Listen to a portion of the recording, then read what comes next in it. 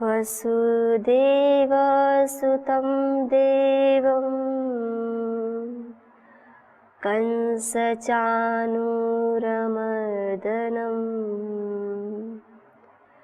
देवकी परमानन्दं नमामि योगेश्वरम्। ध्यानमूलं गुरुमूर्तेः, पूजामूलं गुरुपदम्, मन्त्रमूलं गुरुर्वाक्यं,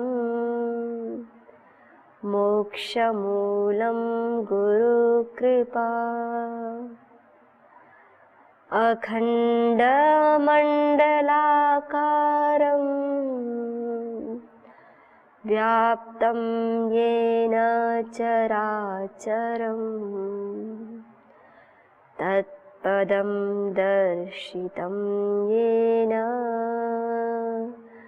तस्मै श्रीगुरुवे नमः। तस्मै श्रीगुरुवे नमः। तस्मै श्रीगुरुवे नमः। गीता स्वाध्याय में आप सभी सज्जनों का हार्दिक स्वागत है। तो हम सभी श्रीमद् भगवद गीता के 4th अध्याय का स्वाध्याय कर रहे हैं और आज जो हमारा अभी विषय चल रहा है बहुत ही अत्यंत महत्वपूर्ण विषय चल रहा है कि योगेश्वर जी बता रहे हैं कि इस संसार में कितने पापी से पापी मनुष्य हो, अगर वह भगवान की शरणागत हो जाता है, गुरुदेव की शरणागत हो जाता है, तो कहते हैं वह भी जब गुरुदेव भगवान की शरण में आता है, जब उसके अंतःकरण प्रकट होता है, तो कहते हैं उस ज्ञान रूपी नौका पर बैठकर वह तर जाता है, चाहे कितना भी पापी से पापी व्यक्ति हो। तो इस श्लोक के माध्यम से योगेश्वर जी हमारे अंतःकरण में एक उत्साह भर रहे हैं, एक आश्वासन दे रहे हैं कि कोई नहीं, जितने पाप किए हैं, अगर आपने एक निश्चय कर लिया है कि अब आगे से पाप कर्म की ओर प्रवृत्त नहीं होता है, अब हमें केवल कल्याण के मार्ग पर चलना है, सत्पथ पर चलना है, तो योगेश्वर जी कह रहे हैं कि देखो आओ आओ, भगवान की शरण में आओ, गुरुदेव की शरण में आओ, सज्जनों की शरण में आओ, सत्पुरुषों की शरण में आओ और अपने जीवन को ज्ञान रूपी नौका से तारो। तो यही विषय चल रहा है और हम एक बहुत ही मनमोहक जो एक रुचिकर एक कथा है वह सुन रहे हैं कि कैसे अभी तक हमने विचार किया कि योगेश्वर जी कह रहे हैं कि पापी से पापी मनुष्य भी तर जाता है। वही एक कथा का श्रवण कर रहे हैं कि ये कोई केवल एक वचन नहीं है, वास्तव में यह एक सत्य है कि जब कोई मनुष्य गुरुदेव की सत्संग की शरण में आ जाता है, भगवान की शरण में आ जाता है, उसका जीवन तर जाता है।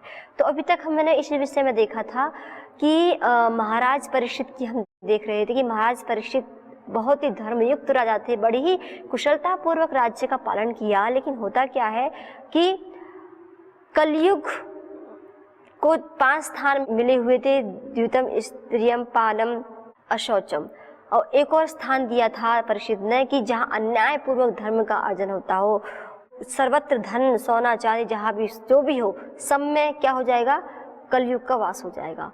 तो इतना हमने स्वाध्याय किया था कल, और इतना भी देखा था कि अब खुद राजा महाराज परीक्षित भूल जाते हैं कि उन्होंने यह वचन दिया है कलयुग को, और वह जरासंध के जो मुकुट है उसको धारण कर लेते हैं। उसके धारण करने के बाद क्या क्या हुआ वो हमने देखा। तो इसके बाद हमारा जो क्रम था कि अब इसी क्रम को हम आगे बढ़ाते हैं। इससे पिछले एपिसोड हमने देखा कि महाराज के जैसे ही मुकुट धारण किया तो कलयुग का प्रभाव हो जाता है, और कलयुग का प्रभाव होते ही मन में एक आखेट करने की भावना उत्पन्न होती है, और महाराज परीक्षित जी आखेट करने के लिए जाते हैं, और जाते जाते इतना दूर चले जाते हैं कि संध्या काल हो जाता है और एक आश्रम में जाते हैं। किस आश्रम में जाते हैं? श्रृंग ऋषि के आश्रम में जाते हैं, जहाँ श्रृंग ऋषि ध्यान मग्न बैठे हुए होते हैं, भगवान का ध्यान कर रहे हैं। यहाँ तक हमने देखा। अब जब इतना कुछ हो रहा था, सभी से उस आश्रम में अपना ध्यान कर रहे थे, तो इसी क्रम को हम आगे बढ़ाते हैं। क्या होता है ऐसा क्या कर देते हैं महाराज परीक्षित, उनको श्राप लगता है कि आज से 7वें दिन आपकी मृत्यु हो जाएगी, 7 दिन के बाद आपकी मृत्यु हो जाएगी। तो देखिए जैसे जाते हैं, देखते हैं महाराज परीक्षित, ये कलयुग का प्रभाव था। अरे यहाँ तो कोई उठ ही नहीं रहा है, एक प्रजा के लिए तो उसका महाराज ही उसके लिए भगवान होता है, और सब अपने ध्यान में मग्न थे, संध्या कर रहे थे। बड़ा ही क्रोधित होते हैं। कौन? महाराज परीक्षित। अब शब्द भी कहते हैं ऋषि श्रृंग को, लेकिन इतना सुनने पर वो तो अपनी समाधि में लीन थे, भगवान की साधना कर रहे थे, संध्या काल था। तो क्या करते हैं महाराज परीक्षित, इतने धर्मराज, इतने दयालु, इतने सद्गुणों से युक्त, अब कलयुग का प्रभाव है मुकुट पर, वो पहन रखा है। क्या करते हैं, एक सर्प को मारते हैं और उस सर्प को मारकर ऋषि श्रृंगे की गले में डाल देते हैं। श्रृंग ऋषि तभी भी अपने ध्यान मग्न, उनको पता ही नहीं है, भगवान के ध्यान में संध्या में मग्न है। और ऐसा कर जब ये सूचना अन्य फिर ये जो और उनके शिष्यगण थे उन्होंने देखा कि ऐसा हो रहा है, देखते ही जो उनके श्रृंग ऋषि के जो पुत्र थे श्रृंगी, उनके पास वह भी अपने संध्या में मग्न थे, कौशिकी नदी के किनारे संध्या कर रहे थे। शिष्यगण जाते हैं और ये घटना को बताते हैं कि ऐसे ऐसे है, कोई एक राजा है, उन्होंने यह कृत्य कर्म, पाप कर्म किया है कि एक ध्यान मग्न ऋषि के गले में एक सर्प को डाल दिया, मरे हुए सर्प को। और क्यों? गुस्से में आकर, क्योंकि एक राजा का सम्मान नहीं किया, ऋषि उठे नहीं, क्योंकि काल का प्रभाव है। तो अब क्या हुआ, यह देखा कि इतना बड़ा अपमान एक सिद्ध पुरुष का किया है। प्राचीन काल में तो, क्योंकि देखो जो सिद्ध पुरुष होते हैं, जो ऋषिगण होते थे, उनकी वाणी में इतना ओजस्विता थी, इतनी तेजस्विता थी कि जो बोलते थे वही हो जाता था। तो श्राप दिया कि जिस किसी ने भी ऐसा किया है, उस मनुष्य की आज से 7 दिन बाद तक्षराज नाग डसने से मृत्यु हो जाएगी। ऐसा कहकर श्राप दे देते हैं ऋषि के पुत्र श्रृंगी। तो जब श्राप देने के बाद पहले तो थोड़ा आवेग में आग में दे देते कि इतना बड़ा अपमान किया, लेकिन थोड़ा पश्चाताप भी होता कि मैंने क्या कर दिया, कौन था पता भी नहीं था कि कौन राजा था, लेकिन बस ये बोल दिया। अब आते हैं श्रृंग ऋषि अपने ध्यान साधना के पश्चात उठते हैं, सारे वृतांत को ऋषि श्रृंग सुनाते हैं कि देखो ऐसा ऐसा हुआ था, मैंने एक श्राप दे दिया। लेकिन श्रृंग ऋषि समझाते हैं बेटा हम तो एक साधु पुरुष हैं, हमको तो ऐसा नहीं करना चाहिए, बल्कि हमें तो दया करनी चाहिए, हमें तो आपने तो उल्टा कर दिया। पर ये था कौन राजा, किसी को पता ही नहीं था। तो बहुत ही सिद्ध पुरुष थे श्रृंग ऋषि, उन्होंने अपना ध्यान लगाया और देखा कि वो तो धर्मराज युधिष्ठिर के प्रपौत्र परीक्षित है। बेटा ये तूने क्या कर दिया, इस पृथ्वी पर भगवान श्री कृष्ण के बाद, युधिष्ठिर के बाद कोई हुआ है तो कौन है? एक परीक्षित था जिसने इस पृथ्वी को संभाल रखा था, आपने उस ही राजा को आपने एक श्राप दे दिया।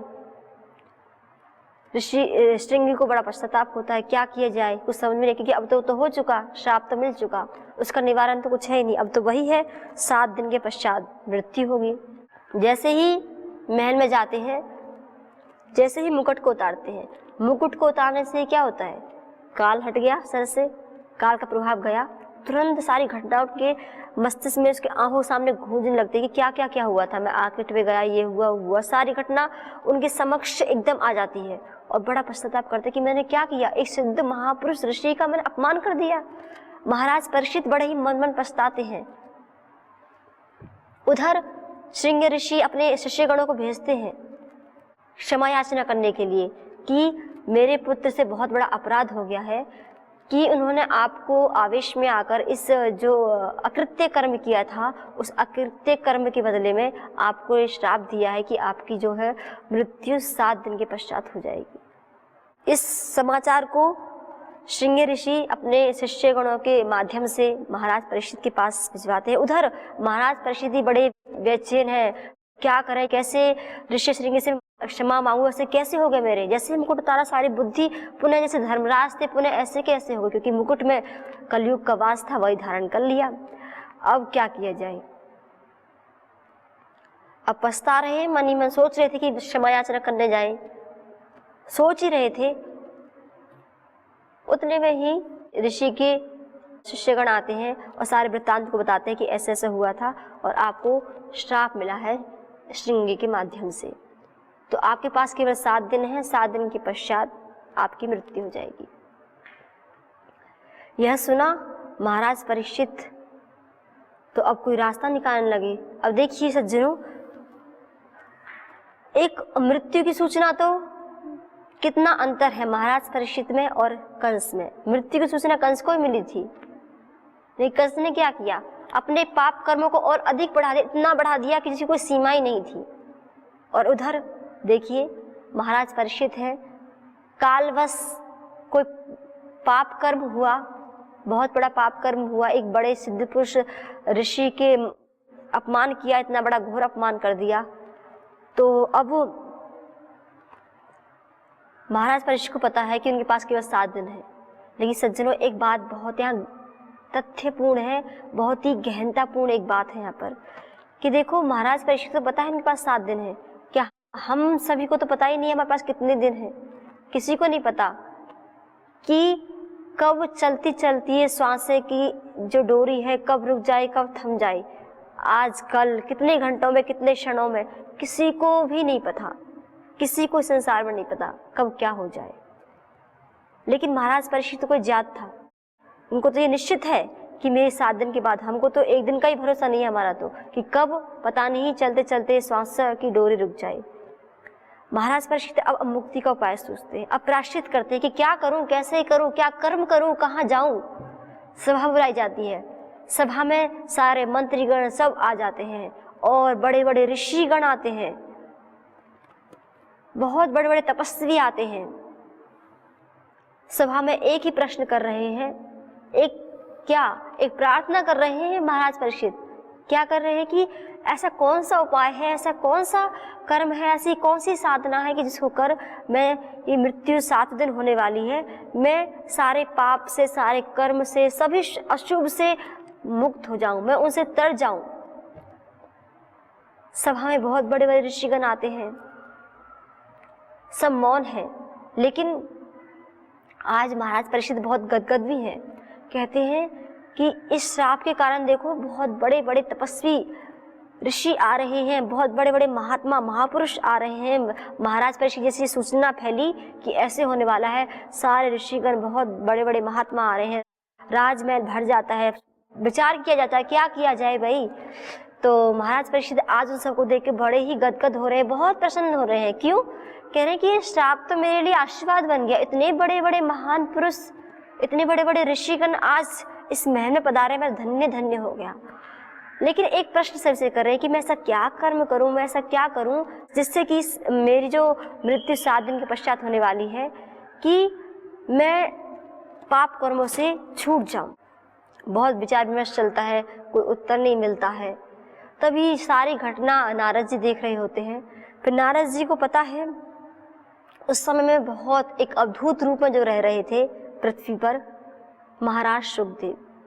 सुखदेव एक तपस्वी बाल योगी थे और अद्भुत थे, मुख पर तेज था, भगवान का प्रभाव था, भक्ति का ओज था, उससे युक्त थे। सारा वृत्तांत नारद जी सुखदेव जी को जाके बताते हैं। सुखदेव जहाँ अपने ध्यान में लीन थे, कभी ऐसे रुकते नहीं थे एक स्थान पे, एक अद्भुत योगी थे।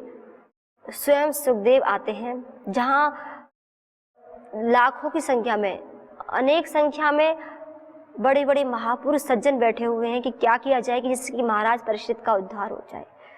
ऐसे ही तभी उसी समय प्रवेश होता है सुखदेव जी का। उनके इस बाल योगी को देखकर सभी ऋषिगण सब उठ जाते हैं और यहाँ तक कि उनकी जो पिताश्री होते हैं व्यासदेव भी उठते हैं, सब अपना शीश झुकाकर नमन करते हैं। यहाँ श्रीमद् भागवत में दिखाया गया है कि कोई भी मनुष्य आयु से ही बड़ा नहीं होता है, ज्ञान से बड़ा होता है। वहाँ देखा जाए तो बहुत बड़े बड़े महात्मा ऋषिगण बैठे हुए थे, लेकिन उनसे आयु में अधिक। लेकिन जो महाराज सुखदेव थे हम सभी जानते हैं, बचपन से ही माँ के गर्भ से ही कथा सुन के आए थे, भगवान नाम का स्मरण सुन के आए थे, उनकी महिमा को सुन के आए थे, इसलिए बचपन से ही भगवान की भक्ति में डूबे थे। एक अद्भुत योगी थे। उनका प्रभाव इतना अधिक था कि बड़े बड़े महात्मा भी उनके सामने झुकते थे। और आयु कितनी? केवल 15-16 वर्ष। जैसे ही सभा में प्रवेश करते हैं, सब उठ के बड़े ही आदर पूर्वक उनका सम्मान करते हैं। और महाराज परीक्षित तो धन्य धन्य हो जाते हैं। जैसे देखते हैं बस अब तो मार्ग खुल गया।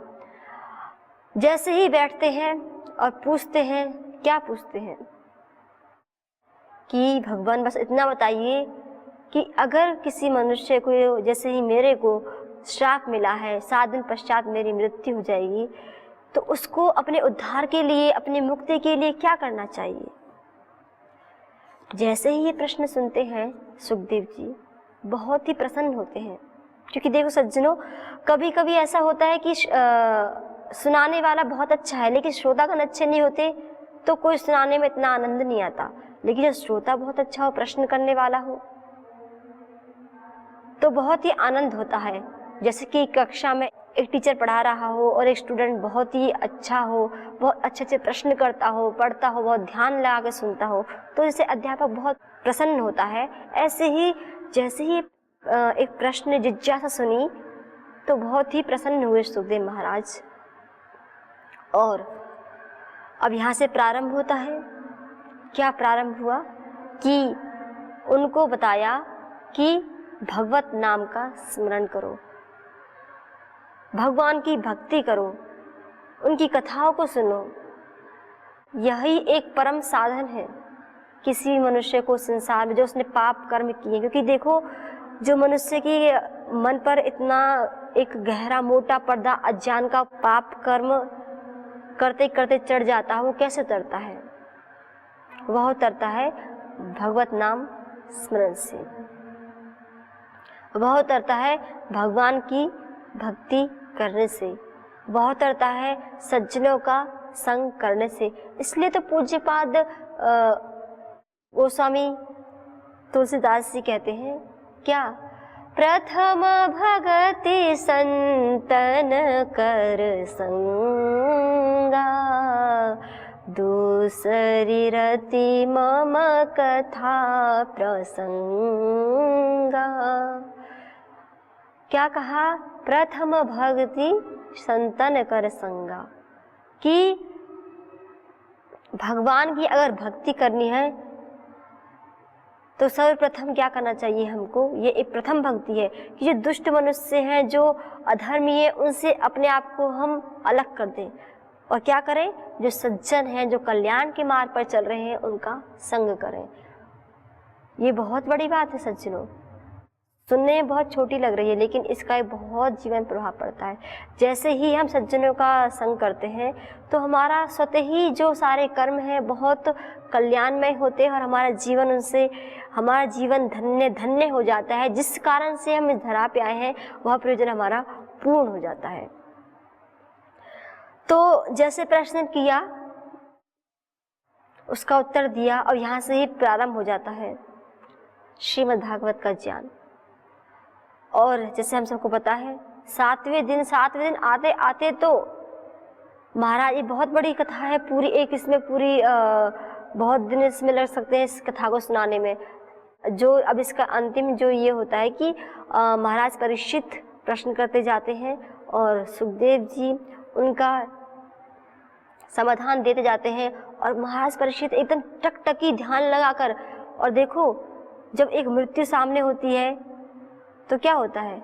ना नींद आती है, ना कुछ आता है। तो ऐसे ही महाराज परीक्षित ना दिन रात सोए नहीं, 7 दिन रात करके केवल भगवान की भक्ति में लीन रहे, भगवान की कथाओं को सुनते रहे, अपने जो उनका जो समाधान था उस समाधान को प्राप्त करते रहे, जो जिज्ञासा थी जिज्ञासा को शांत करते रहे, और बिना पलक झपकाए एक टक होकर सुनते रहे। और एक दिन ऐसा आया, 7वां दिन। 7 दिन तो उनका पूरे अंतःकरण से सारा का सारा अज्ञान हट जाता है और उनका मन पूर्ण रूप से भगवत चरणों में अनुरक्त हो जाता है। और 7वें दिन क्या होता है? वही जो श्राप, तो क्योंकि श्राप तो पूर्ण होना ही था, श्राप मिला है। लेकिन अब तो महाराज परीक्षित को कोई चिंता नहीं है, उनका तो जो काम होना था हो लिया। जिसके लिए संसार में यह प्राणी आता है, इतने यत्न जत्न करता है, वो सारी की सारी सिद्धियों को महाराज परीक्षित ने 7 दिन में प्राप्त कर लिया। उनका अंतःकरण पूर्ण पवित्र हो गया। बस अब कोई चिंता नहीं, अब ये शरीर छूट जाए तो कोई, क्योंकि पहले तो 7 दिन पहले घबरा रहे थे, क्या करूं, कैसे करूं, कैसे अपना उद्धार करूं। अब तो उद्धार हो चुका है। अब तो उनको पता है कि तक्षक राज आएगा, डसेगा तो इस पंच तत्व से जो बना हुआ शरीर है इसका ही विनाश होगा। उनको पूर्ण ज्ञान हो जाता है कि अब जो विनाश होने वाला है इस पंच तत्व से बना हुआ जो शरीर है इसी का विनाश होगा, आत्म तत्व का भी विनाश नहीं होगा। ये ज्ञान महाराज परीक्षित को हो चुका है। और ऐसा ही होता है, जैसे ही महाराज परीक्षित सुखदेव महाराज के चरणों में फूल रखे होते हैं, फूल को चढ़ाने के लिए हाथ में लेते हैं, और जैसे हाथ में लेते हैं तभी क्या होता है, राजनाग आते हैं और डसते हैं। डस तो लिया, लेकिन किसको डसा? उनकी पंचतत्व से बना हुआ जो शरीर था। महाराज परीक्षित को कोई चिंता नहीं है, एकदम बेफिक्र है, कोई वो नहीं है, मन में संशय कुछ भी नहीं है, केवल भगवान में लीन हो गए और उनका उद्धार हो गया। तो क्योंकि हमने एक कथा क्यों सुनाई थी, योगेश्वर जी कह रहे थे, क्या कह रहे हैं योगेश्वर जी? अपि चेदसि पापेभ्यः सर्वेभ्यः पापकृत्तमः सर्वं ज्ञानप्लवेनैव वृजिनं सन्तरिष्यसि।